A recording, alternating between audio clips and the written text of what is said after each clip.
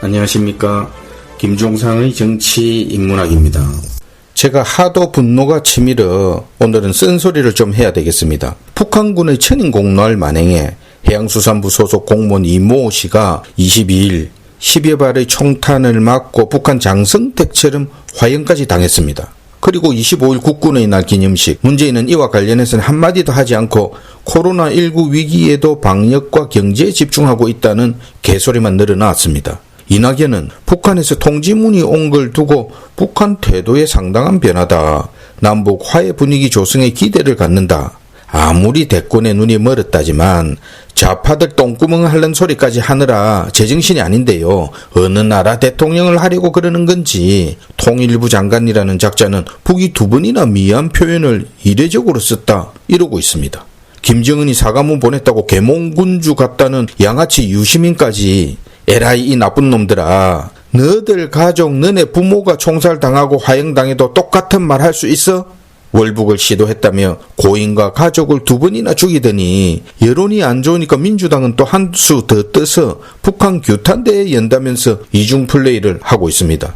지금 국민 분노가 이만저만 아닌데 이 패거리들 정말 싸그리 완전 제정신이 아닌데요. 실종된 이 씨를 북한이 발견한 지난 22일 오후 6시 36분 이때 이 씨는 살아있었고 문재인에 보고되었는데 국방부 장관은 이후에 아무 지시도 받지 못했다고 밝혔습니다.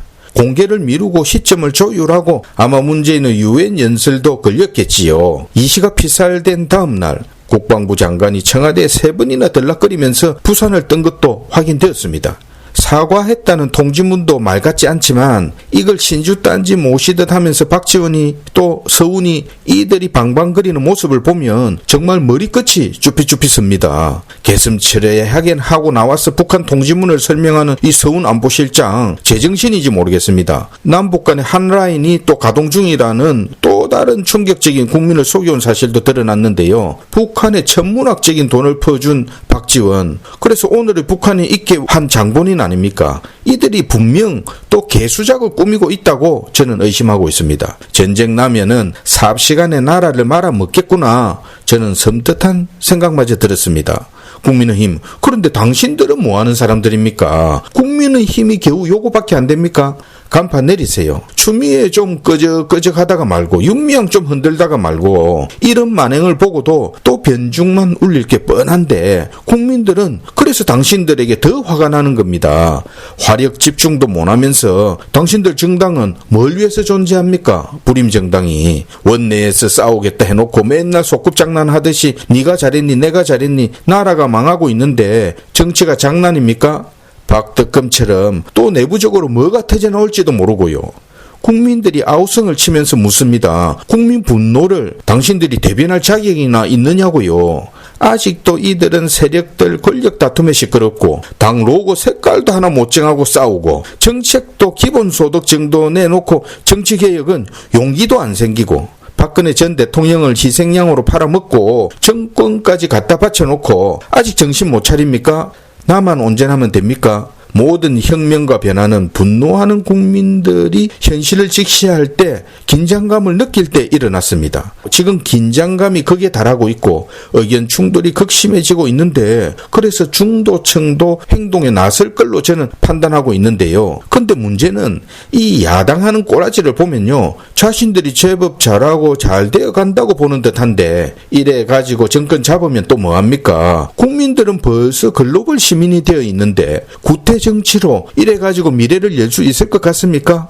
저는 야당이 전혀 새로운 체제로의 변화에 머뭇거린다면 국민의 분노는 당신들을 향할 수도 있다는 점 분명히 말씀드립니다.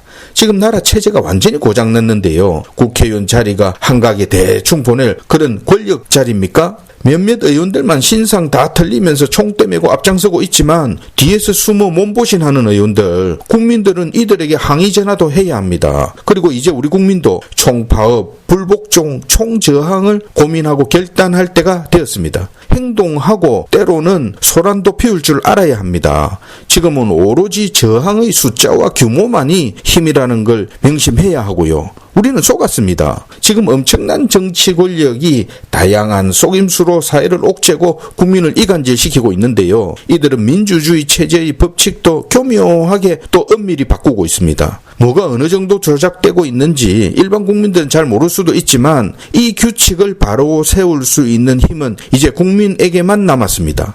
광화문 촛불 집회에 걸었던 국민들의 희망과 가능성이 물거품이 되었다면 우리는 또 다른 횃불을 들어야 합니다. 윗물이 타락하면 공권력도 다 무너지고 국민이 또 대충 넘어가고 면죄부 주면 그 나라의 미래는 없습니다. 지금 코로나19 때문에 광화문도 봉쇄되고 쉽게 조종당하고 있지만 기회가 오면 이번에는 정말 우리 국민이 이 정권에 단호하게 공격적으로 힘을 보여줘야 합니다. 대중 분노가 폭발할 때 근본적인 사회 변화도 가능한 법이지요. 우리 국민들도 정당이나 국가 권력 이상으로 조직화할 수 있다는 것도 보여줘야 합니다. 역사를 보면 우리 민족은 위기 때마다 늘 그래왔습니다.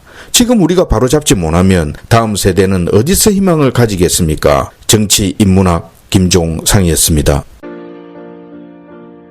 Ich troll nicht, und wenn das Herz